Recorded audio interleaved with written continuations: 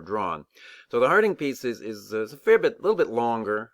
I don't think it's super difficult. It will take some time, and I would say please do put that time in to kind of go through it, because I think it will be worth your time to do so. Now, as I say, it's on standpoint thinking, so there's a kind of direct connection to Hartsock, but as well as to Collins, both in terms of the general idea, but also that contrast already with Hartsock and Collins, the fact that in the first place, Hartsock was more or less moving in the direction of implying that there was a women's standpoint or a feminist standpoint, when clearly things are not that simple, of course, and Collins kind of shows that in terms of talking about black feminism and standpoint theory there. So Harding is partly addressing some of those concerns of perhaps taking up the standpoint idea in feminism a little too simplistically. And then she's going to relate it to the problem of objectivity. Basically, kind of like the key value of knowledge. Basically, objective knowledge is supposed to be knowledge that rises above different forms of bias, whatever they may be. She wants to do something which is really quite interesting in terms of recognizing the plurality of different standpoints that we might want to take into account, and seeing that actually that doesn't pose, as it might seem, it doesn't pose a greater challenge to achieving greater objectivity, but actually is indeed the way to go to do precisely that. She thinks that, in terms of overcoming bias, we need more standpoints in order to be able to help us better identify where there are biases, and so how we might try to eliminate them. I just paused and I'm starting again, and I can't remember exactly what I just said. Anyways, I hope that this is more or less continuous. So she's thinking about a deeper, a different, a stronger sense of objectivity, thinking that basically the problem with more conventional approaches, traditional approaches to scientific knowledge, only operated with what we'll call a weak sense of objectivity, and the key thing there is that it was basically itself, from within the scientific process, unable to identify biases. So in this case, we're concerned with biases of sexism, sexist bias. Now, she might say that then, with regard to certain given problems, certain given research questions, and so on, that something what, like Helen Longino might suggest, a feminist empiricism, which kind of recognizes that the scientific process and scientific methods have perhaps not been implemented in a neutral way that they claimed, and that we might need to import other values in order to actually do it right and do it even better, that might actually be true for certain given questions or problems. What Harding is particularly concerned to say is that we do got to kind of back it up a little bit and just wonder, well, why are these the questions, or why are these the problems that we are addressing through science? Right? So to the extent that we take them as given, then perhaps feminist empiricism is indeed an adequate kind of response. But she wants to say there could be lots of questions that aren't even on the agenda, lots of problems that we haven't even thought about. Forms of bias could be operating to exclude those from our attention, and from within the scientific process, we would be completely unaware of this. We would remain oblivious. That's her problem with the weak kind of objectivity, that perhaps, some of the feminist empiricist reforms could help address. That might be fine, but there's a bigger question to be addressed, she thinks, just in terms of what it is we are concerned with in the first place in terms of science. There could be just areas of inquiry that we really ought to be exploring, areas and questions that might be more important, than what we're currently investigating, but they're just not on the agenda at all because of the operation of other biases that are going beneath the radar, so to speak. So this is the idea there of starting from, right? Taking marginalized standpoints as the starting point is so very crucial.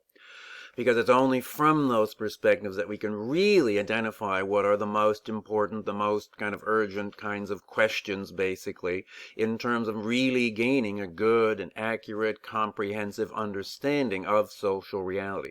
It's only from those perspectives that we can really gain an awareness of how pervasive the operation of sexist and other negative social biases actually is. So that, by the way, is when she puts it using some kind of technical terminology. She says, we don't simply restrict our attention to the context of justification. That's basically where you're dealing with scientific methods and you have certain given questions and you just want to sort of show that indeed you're applying the methods correctly and coming up with valid, legitimate answers. But she says our attention should turn to what she calls the context of discovery. So these terms aren't hers. That's what I mean. They're technical terms. The context of discovery itself. So especially there, she's just saying that in a much more direct way, when we begin, right? Remember, we only begin. We're not just simply doing science from marginalized standpoints. But we begin, we try to kind of set out an agenda for scientific investigation from those perspectives. Is a much more direct way, I'm going to put it this way, that we affect content. Now, you remember with Longino, she was kind of saying, well, by and by, basically, when you do what she was saying in terms of, well, apply the method better, drawing in some defensible other contextual values, in and through that, content will change, and that's perfectly fine. Harding here is basically saying, well, we need to really change it more directly, more explicitly in terms of what actual questions we're going to be investigating, what our priorities for scientific research are going to be in the first place. And then the point really is, well, in as much as this really is anchored on those standpoints, it really does make a difference, as it doesn't for Longino directly, or any other feminist empiricist. It really will make a difference who is doing this, right? It's precisely the sort of the lived experience that is tied to those different marginal standpoints that is what is the crucial thing here. And there's nothing quite like that in feminist empiricism at all. So just keep in mind with this, as I think was the case with true there in Hartsock and Collins and others as well, Longino, that none of this is meant in an anti-scientific way, right? The point, or the critical point as far as science is concerned, is just that science hitherto has not really been done well, right? That's basically the key point, that science has allowed bias to affect it. It's not supposed to, so we should try to fix that. Right? So with like Longino, for example, or feminist empiricism, the point is basically science has really never been neutral. It can never be totally neutral, so it is okay, it is quite legitimate to appeal to other kinds of contextual values when we can make a good case that doing so is going to enable us to achieve the goals, you might say, realize the ideal of objectivity, namely knowledge that is less biased, better, right? And that's perfectly fine. Here, though, with Harding and standpoint thinking, we can say, well, there may be a further step to take, which would basically be to say that science has never been impartial, that in a certain sense it can never be fully impartial, but once again, the way to best realize the ideal of objective knowledge is to recognize a multiplicity of standpoints, especially marginalized standpoints. Try to, gain an awareness through those of various forms of bias that have affected things, and on that basis work out a better agenda for scientific inquiry and pursue it, you might say, in an appropriate way that would then, at that stage, have more to do with feminist empiricism. But it's the same sort of thing. We're always trying to do science better, basically. So feminism, all of these views are really thinking science can and should be an ally or be a resource for feminism. Right? We just need to fix it and make science do what it was always supposed to be doing in the first place. Just try to get it right, you might say. So we're going to be saying more about this as we go forward. So just for the time being, just try to work through the Harding, especially Lugona's as well. But the Harding and how it relates to the others we've looked at.